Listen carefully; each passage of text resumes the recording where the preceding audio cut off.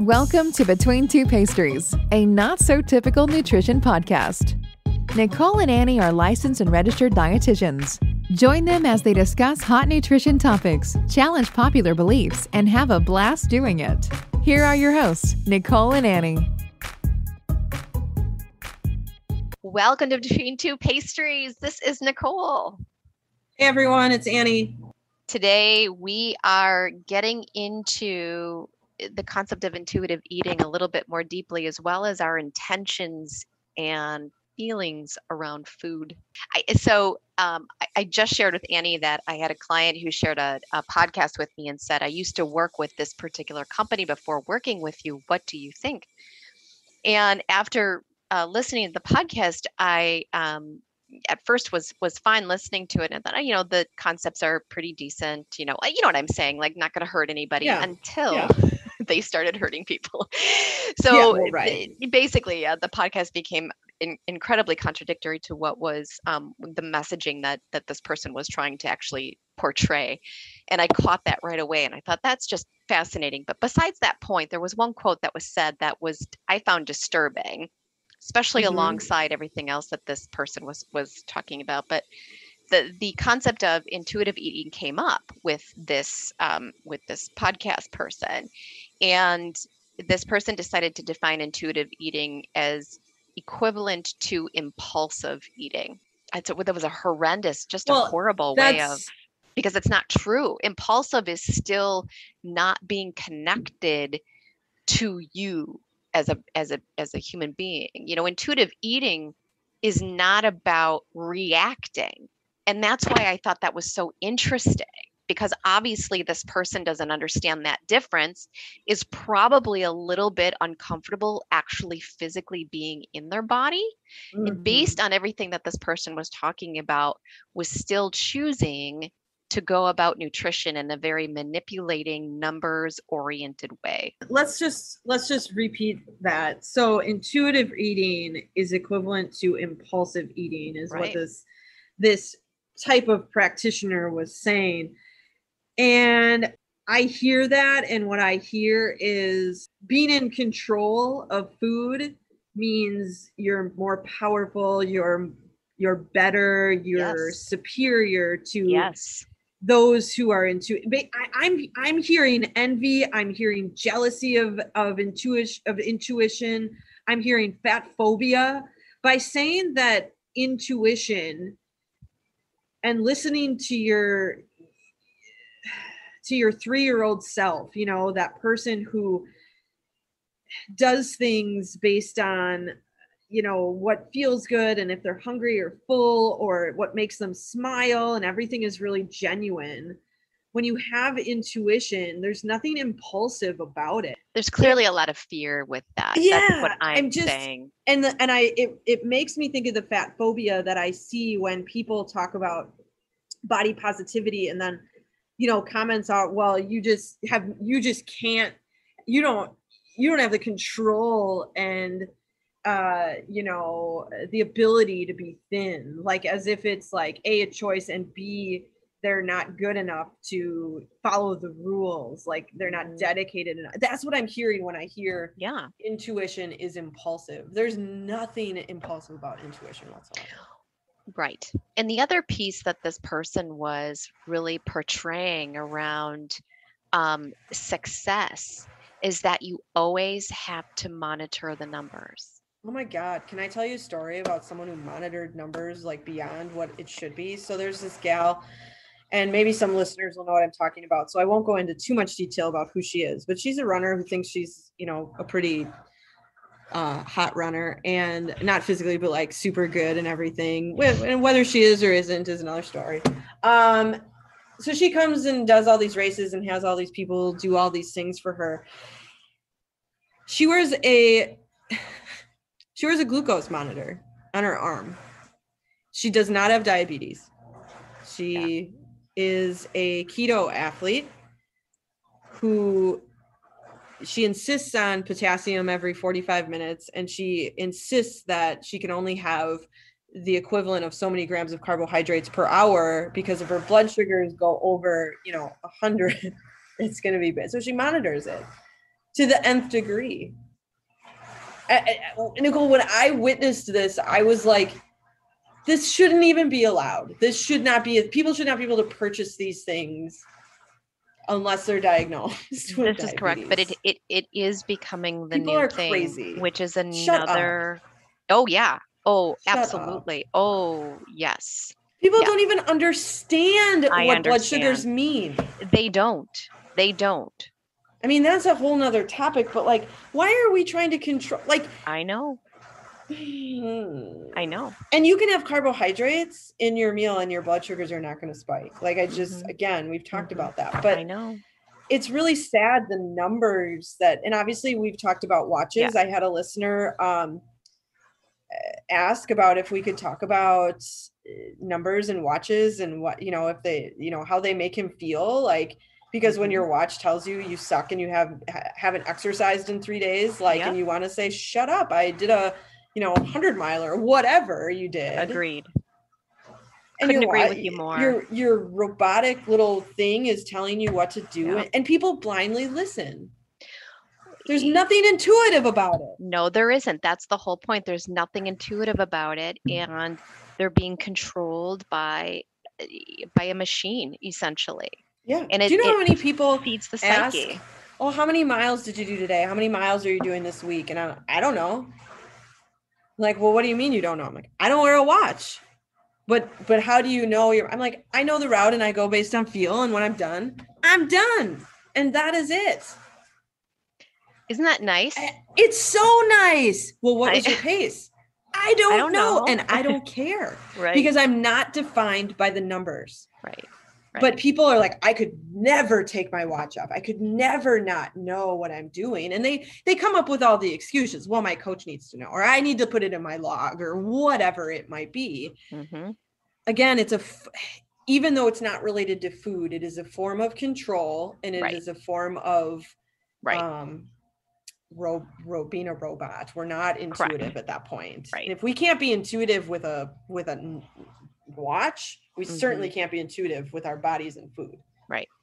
Well, and the thing too, like, we've talked about this before, and yet there's still confusion around eating intuitively and what that actually means. And I think what's important for people to understand too is that I know when I speak for myself, Annie, when I say this, when I'm working with an individual around this, we're working with where they are right now. So what I'm saying is that it's not like it's a free for all, right? No, right. It's like we have to figure out, physically where people are at, right?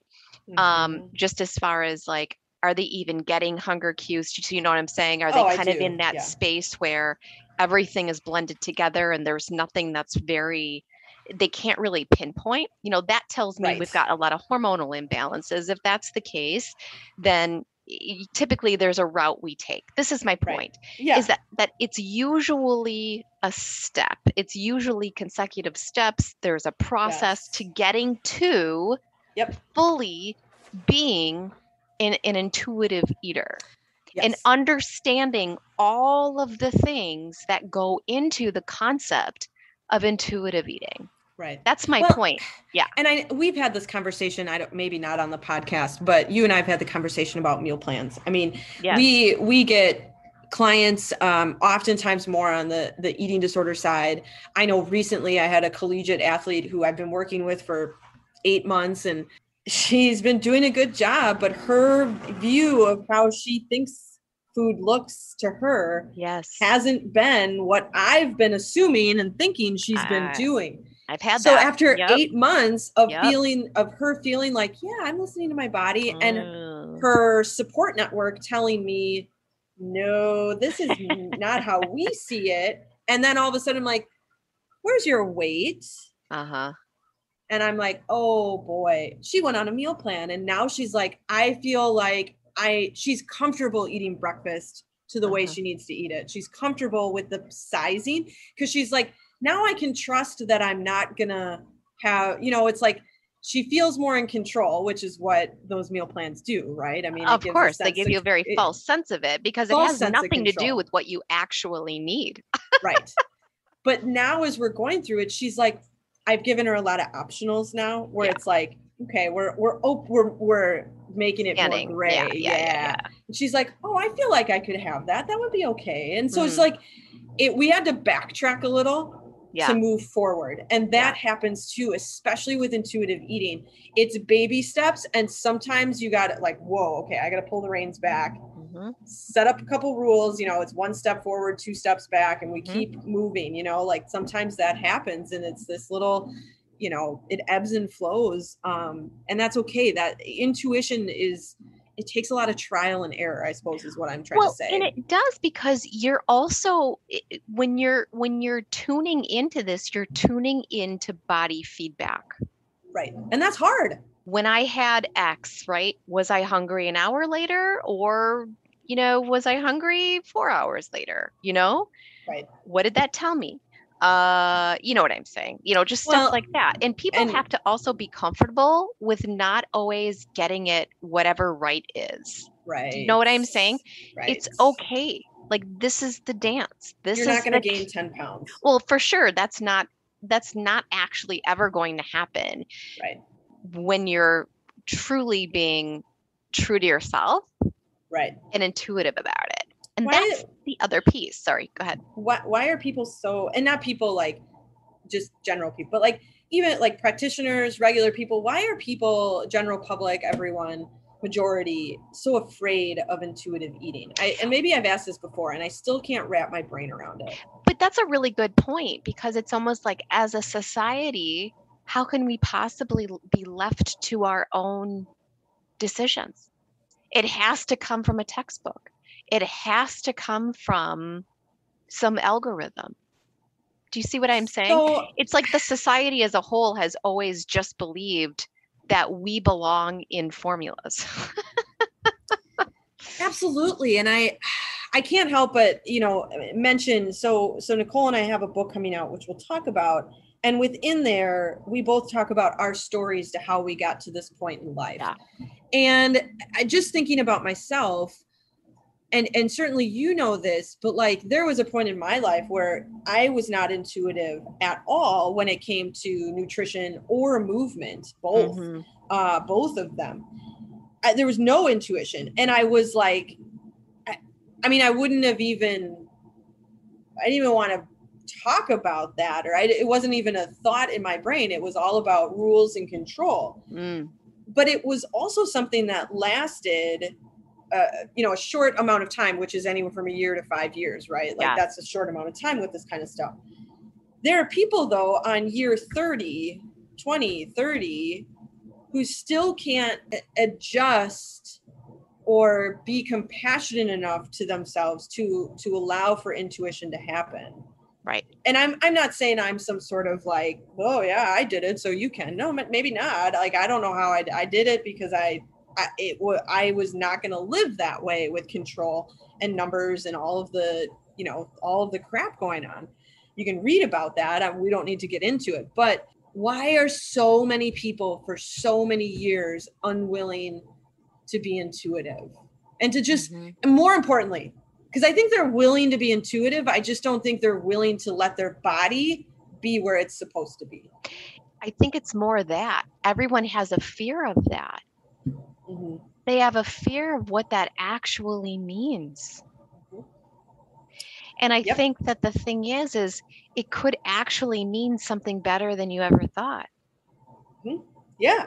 But when we keep mind release too, a huge mind release and so much more freedom, but when we keep making decisions based on fears or based on what we think we should be doing because it's acceptable or what have you, that only keeps us driving towards the very behaviors that get us into trouble, aka some binge eating weekend, right?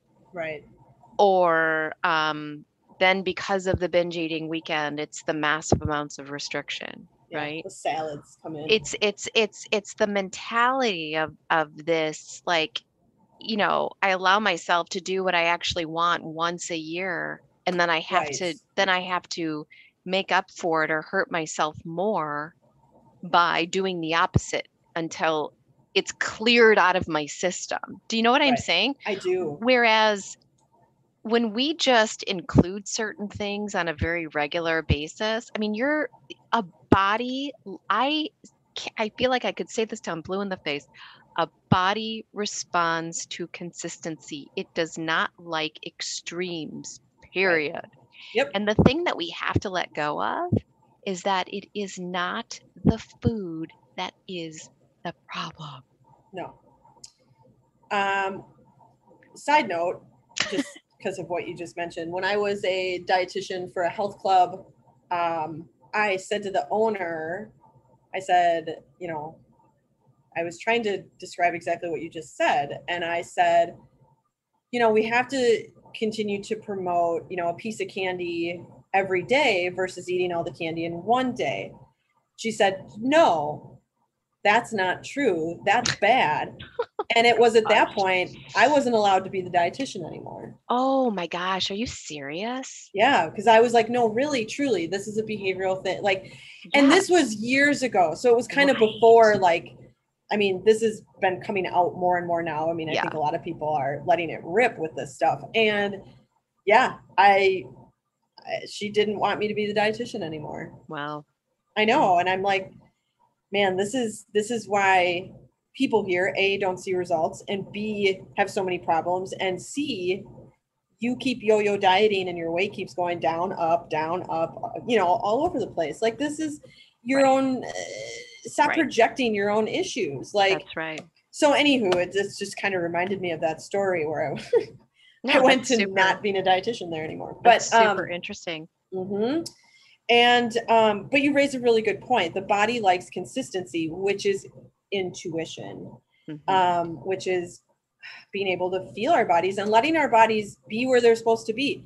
Some people are 5'2" and 120 pounds, and some people are 5'2" and 150, 60, 70 pounds. And some people are 5'7" and 120 pounds, and some people are 200 pounds. Unfortunately, we've set some sort of a gold standard, which we've talked about in this country, of what people should look like. Mm-hmm. And for whatever reason, that's so much more important to people than the reality. Than the reality. And I think, and obviously, if you feel differently, say something. To me, the number one thing that we have to talk about, if we're going to talk about intuition, is the concept of shame. Because I think of that image of someone sitting and eating an apple, but then they're staring at the plate of cookies because they want the cookie, but feel an obligation to eat the apple. And it's like, so you eat the apple, so then you can go and eat 5 cookies, or you eat the apple and then eat the salad and then try to find all these things and you keep trying to fill the void, and then you eat the whole plate of cookies. Right. Or you say, fuck the apple, I really don't want this, I'm having a cookie for snack, and you have it and you enjoy it. That's intuition. But no, instead we do everything else, which is stare at the cookies, think about the cookies, want the cookies, and continue to eat something we don't want. There is shame around all of this. And if we don't address people's shame, whether it be around food, their body, families, friends, work, trauma, whatever, we can't get to a place of intuition, period. Right.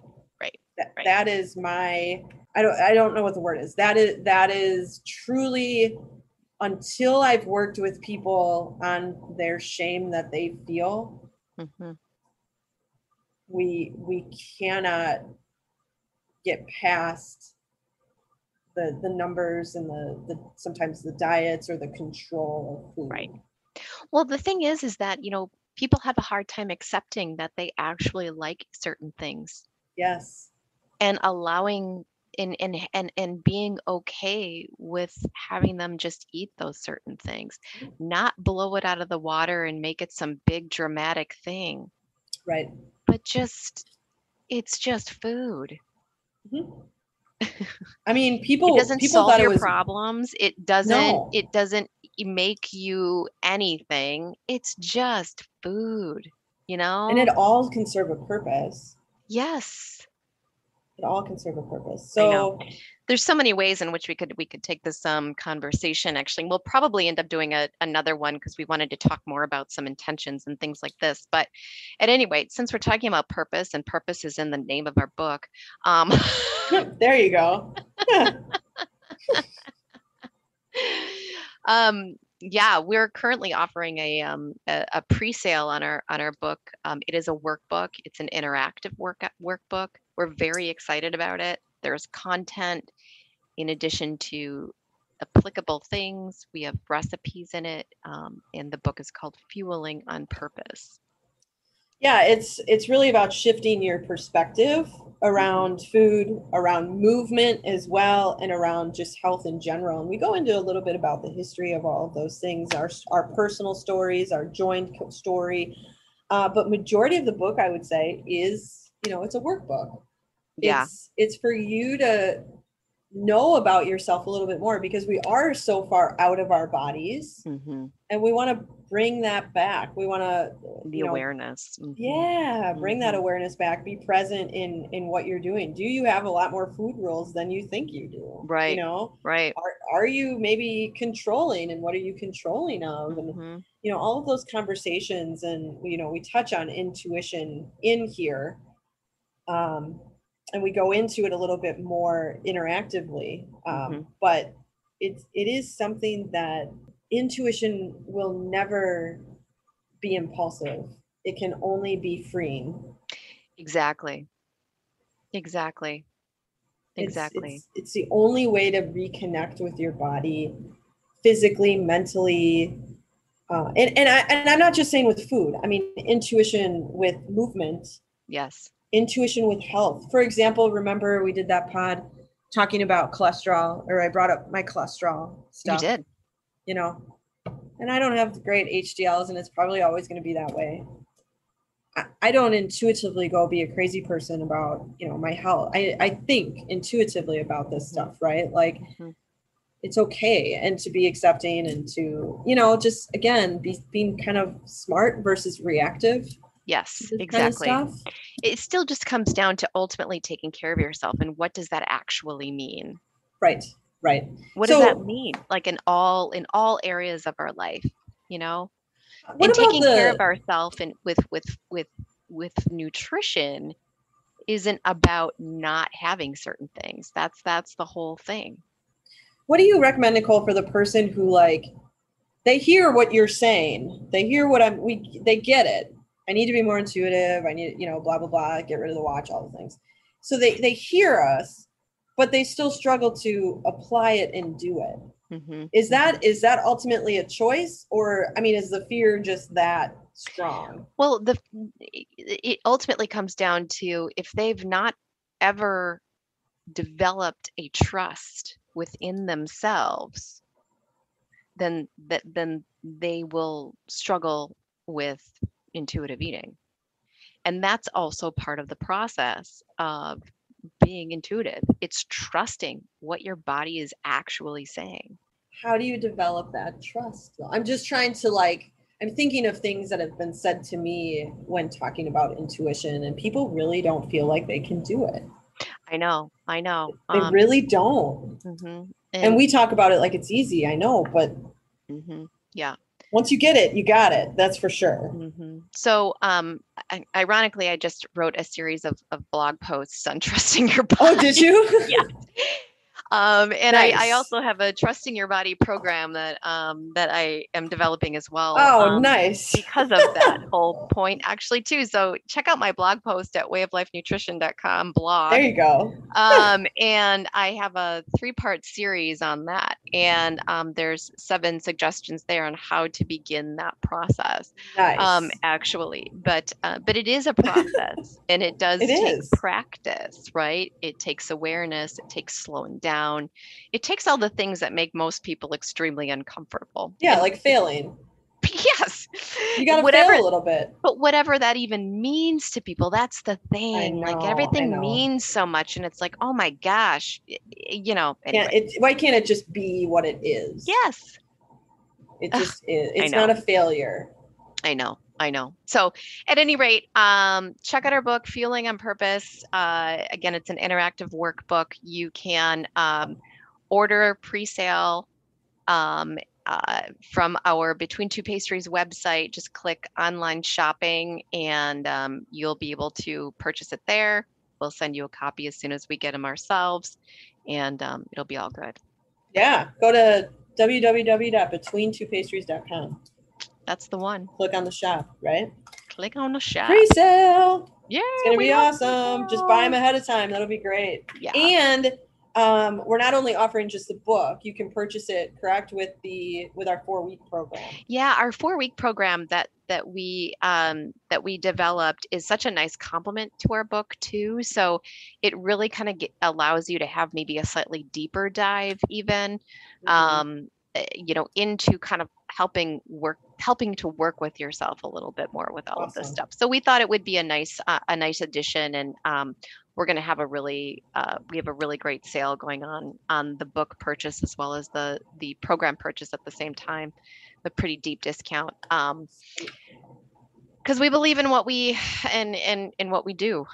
So we want for everybody to have the same feeling of freedom, delight, less heaviness in all areas of your life. So much better. It does make life so much better. So anyway, speaking from experience, it makes life a lot better. Totally and completely.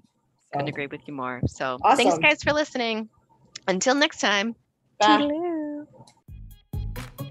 Have questions you want to hear discussed on the show? Find us on Facebook or visit betweentwopastries.com and drop us a line.